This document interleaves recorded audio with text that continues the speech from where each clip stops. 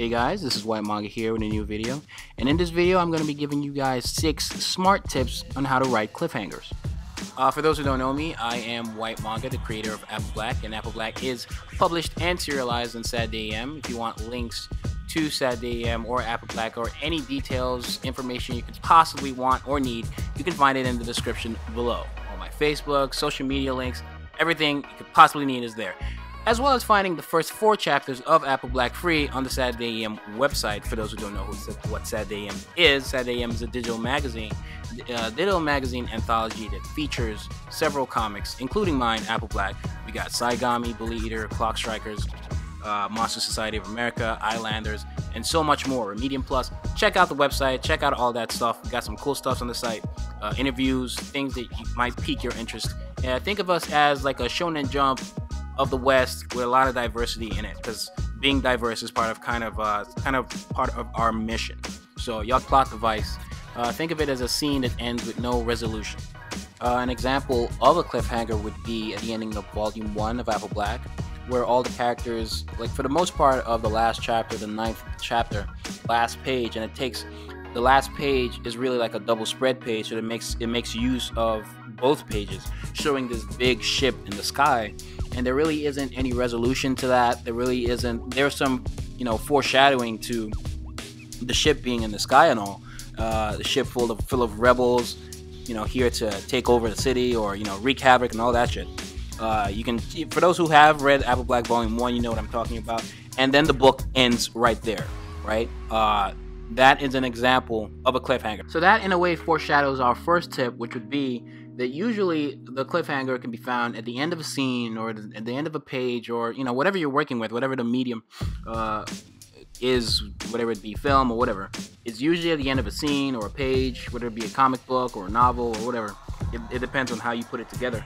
And something to keep in mind is that maybe they were being a jerk or an asshole in return, and then they figure out, oh, that's their teacher, and the scene ends right there. That's a cliffhanger, and that's going to kind of get your readers a little more or viewers or audience a little more interested to figure out or wonder what's going to happen next. When it comes to TV, this kind of happens a lot in TV shows where they have a cliffhanger, so a little cliffhanger. It's not maybe the big cliffhanger to end the episode if the episode ends in a cliffhanger, but sometimes in between the show they kind of use it to cut to commercial, just to make sure that their audience are hooked and the audience are willing and interested to come back after commercial, so stay through the commercial and not cut away and come back to figure out what happened to their favorite character. If Jimmy is actually a tranny, I don't know, something like that. And they cut the commercial and they come back in TV. The second tip would be that cliffhangers usually end abruptly. So going back to the first example I gave, which would be the end of Apple Black Volume 1, when I showed the ship in the sky, I don't linger on at all. Literally, there's like one more panel and the book ends. Like, that's it. You usually, if cliffhanger or an effective twist, usually sometimes cliffhanger can be a plot twist at the same time. So if it's something that's effective and your audience and your readers are shocked, you kind of just cut there to end on a high. That's the idea, and fast. You don't want to linger on too much. Keep them guessing. Cut it. The third tip would be to always kind of have a resolution in mind. Do not just have cliffhangers for the sake of it, basically only for shock value. Kind of give them some substance. So have a resolution in mind. If you don't have, would be maybe the Michael Jackson Thriller music video, where he turns around and reveals, I don't know, where there's something funky about him, maybe he's still a werewolf or something. And there is no resolution to that, but it's just a fun music video. You don't think too much of it.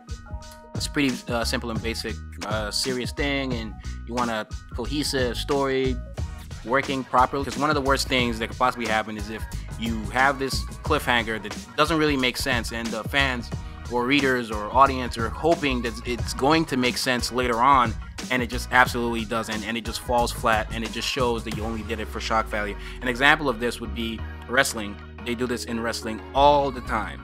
You also want to take the adequate amount of time to resolve the situation, whatever it be. Also keep in mind the scale of the cliffhanger. So if it's something as simple as, like I said before, the reveal of, oh, you were an asshole to someone you thought you didn't know was your teacher, and it happens to be your teacher, you know, the resolve for that, you don't want to wait like 20 chapters to come back to that scene and resolve what happened. There were even sometimes cool tips where they'll show a cliffhanger, but they wouldn't actually show you the resolution take place, and they'll just talk about the events after. It's kind of like a trick.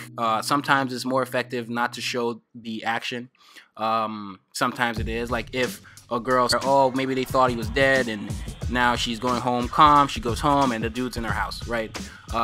You might not, and you cut right there. That's the end of the scene. The next time you come back to the scene, you don't necessarily have to resolve it by, you know, showing us what happened. You can just show her dead body, or show a couple cops at her apartment, and and her body on a stretcher dragged away in a body bag or something like that. So sometimes you don't necessarily have to show the resolution, but the amount of time you take to reveal that is something you want to think carefully about and use the appropriate amount of time to reveal.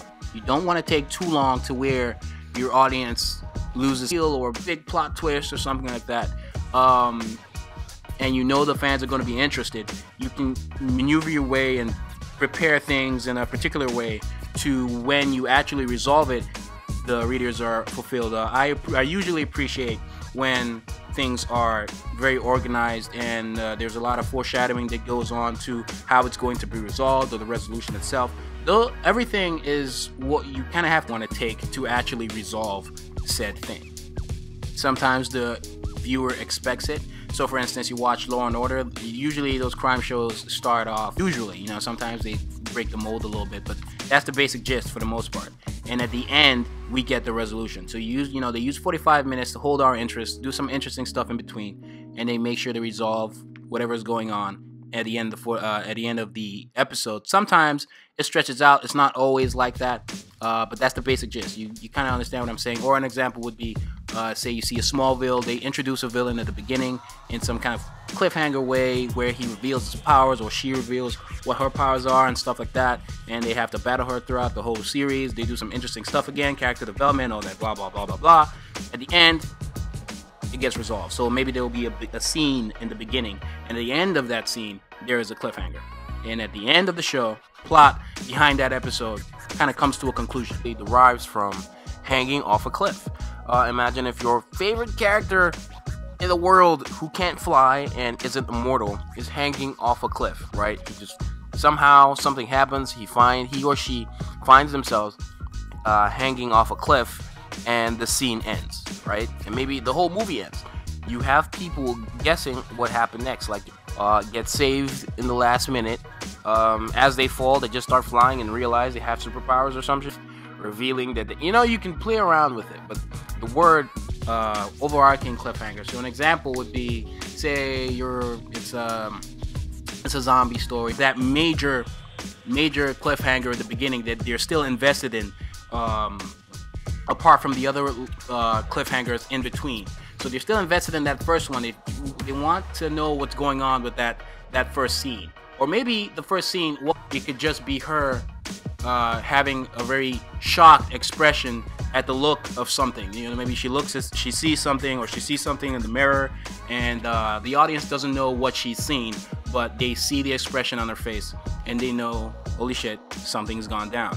And then you go throughout the rest of the show, they're doing the regular stuff. Maybe she wasn't bitten by a zombie or whatever, and maybe it was just a raccoon. Them as my personal beginner's guide to you, but there are rules that can be broken, tips, because these apply all the time. People for Medium that could become rules in themselves for the future, or future people getting inspired by doing things. But this is usually a good practice. This video is brought to you by Loot Crate. You guys can check out Loot Crate and get like a subscription and get some really cool anime stuff. So it's Loot Crate Anime, and if you use the White Manga promo code, you can get a discount.